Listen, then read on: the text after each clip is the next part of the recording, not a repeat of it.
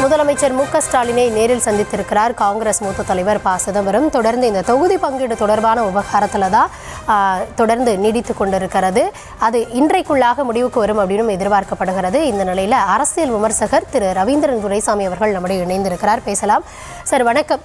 தொடர்ந்து காங்கிரஸ் கேட்கக்கூடிய எண்ணிக்கைகள், திமுக கூட்டணியில் அவங்களுக்கு தருவதாக சொல்லப்படக்கூடிய எண்ணிக்கைகள் எதில் முடிவாகலாம்? காங்கிரஸ் நிலைப்பாட்டில் இறங்கி வருவதற்கான வாய்ப்பு இப்போதைய சூழலில் இருக்கா? சோனியா காந்தி அவர்களுடைய தலையீட்டில் தான் தற்பொழுது சிதம்பரம் போயிருக்கிறதாவும் சொல்லப்படுது. என்ன நடக்கிறதா நம்ம புரிஞ்சுக்கலாம்? 9 எம்பிக்களை காங்கிரஸ் வெற்றி பெற்றதுனால 9x3 27 இடங்கள் வர காங்கிரஸுக்கு ஒரு காம்ப்ரமைஸ் ஃபார்முலா உருவாதுக்கு வாய்ப்பு இருக்கு. அதுல ஒரு லாஜிக்கும் இருக்குதுன்னு நான் பாக்குறேன். இன்னைக்கு இப்ப சிதம்பரம் வந்தாலும் சரி, காங்கிரஸ்ல உள்ள 17 சட்டமன்ற உறுப்பினர்கள்னாலும் சரி, மிக பெரும்பான்மையான மக்களவை உறுப்பினர்களாலும் சரி, திமுக கூட்டணி தொடர்ந்து தான் கருதுறாங்க. காரணம், இந்த இடத்துக்குள்ள மற்ற இடங்கள்ல காங்கிரஸ் பப்பு யாதவ் வச்சு தேஜஸ்வி யாதவ் விட்டு அரசியல் பண்றது மாதிரி, மற்ற யூபியில காங்கிரஸ்காரர்கள் அகிலேஷ் யாதவ் விட்டு அரசியல் பண்ற மாதிரி தமிழ்நாட்டுல பண்ணக்கூடிய சூழ்நிலை இல்லை. காரணம், தமிழ்நாட்டுல யூபி பீகாரோட காங்கிரஸ் செல்வாக்கு மிக மிக குறைவு. அது சட்டமன்றம்னா காங்கிரஸோட அந்த தாக்கம் 2 விழுக்காடு வாக்கு கூட இருக்காது. பட் ஒரு காம்பினேஷன் கமிட்டியில இவங்க ஜெயிக்கும் போது மு.க. ஸ்டாலின் தமிழ்நாட்டை பொறுத்தவரை ஒரு வெற்றி பெறாட்டு.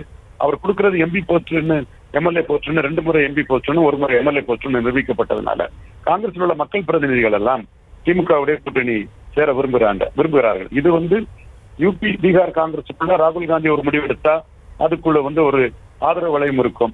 காங்கிரஸ் தன்னோட தனித்தன்மையை காட்டணுங்கிற ஒரு எண்ண ஓட்டம் வரும். இங்க திமுகவோட கூட்டணியை விட்டு பிரிஞ்சா ஆந்திரா காங்கிரஸ் மாதிரி ஒண்ணுமில்லாம காங்கிரஸ் ஆயிரும்ங்கிறது சிதம்பரம் போன்ற ப்ரூடன்ட் பொலிட்டிஷியனுக்கு தெரியும். அதனால அந்த வகையில இந்த கூட்டணி உடஞ்சிடக்கூடாது என்பதற்கான முயற்சிகளை இப்பொழுது காங்கிரஸ் தான் எடுக்கிறாங்க.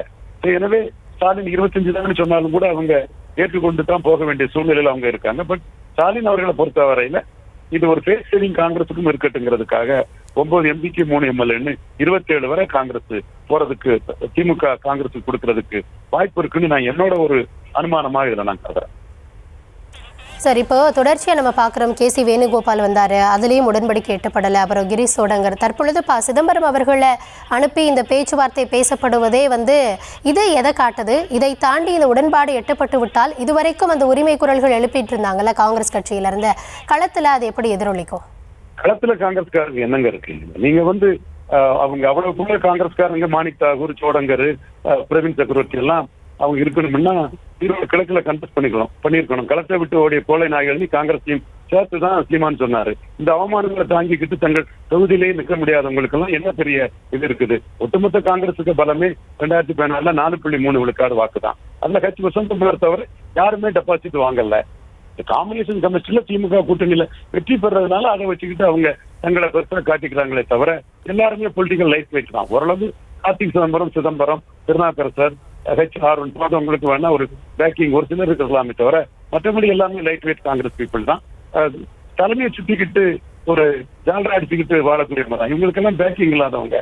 ஸோ அவங்க இதை பற்றி எல்லாம் கவலைப்பட மாட்டாங்க. இவர் எல்லாமே அப்படியே மெயின்டைன் பண்ணிட்டு தொடச்சி போட்டுட்டு போயிட்டே இருப்பாங்க.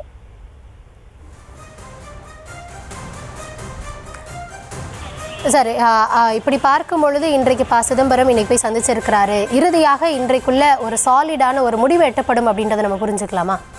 முடிவு எட்டப்படும். ஏன்னா காங்கிரஸுக்கு திமுக விட்டு வெளியேறினா 4 முறை திமுக கூட்டணியிலே பைண்டிங்கா கம்பைண்டா மூழ்கி போன காங்கிரஸால அவங்களோட 4.3 விழுக்காடு வாக்குல சட்டமன்றத்துல 2 விழுக்காடு வாக்கு கூட வெளியே எடுத்துட்டு போக முடியாது.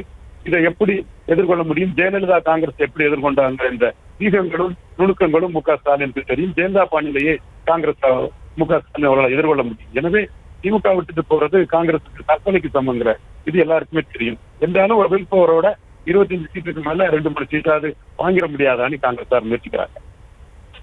தொடர்ந்து இந்த கூட்டணிக்குள்ளாக காங்கிரஸ் எழுப்பி வந்த குரல்கள், அந்த கூட்டணியில தான் பிரச்சனை இருக்கு அப்படின்னு எதிர்த்தரப்புல குற்றச்சாட்டு முன்வைக்கப்பட்டது. இன்னைக்கு காங்கிரஸோடையும் சீல் பண்ணிடுறாங்க அப்படின்னா பெர்செப்ஷன் ரீதியா இது திமுகவுக்கு எந்த அளவுக்கு கை கொடுக்கக்கூடிய விஷயமா மாறிடும்?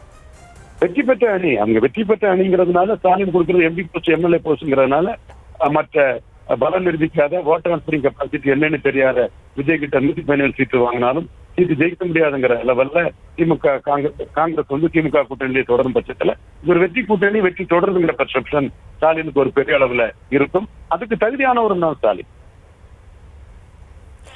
நன்றி சார். இணைப்பில் உங்கள் தரப்பு பார்வை பகிர்ந்து கொண்டமைக்கு நன்றி.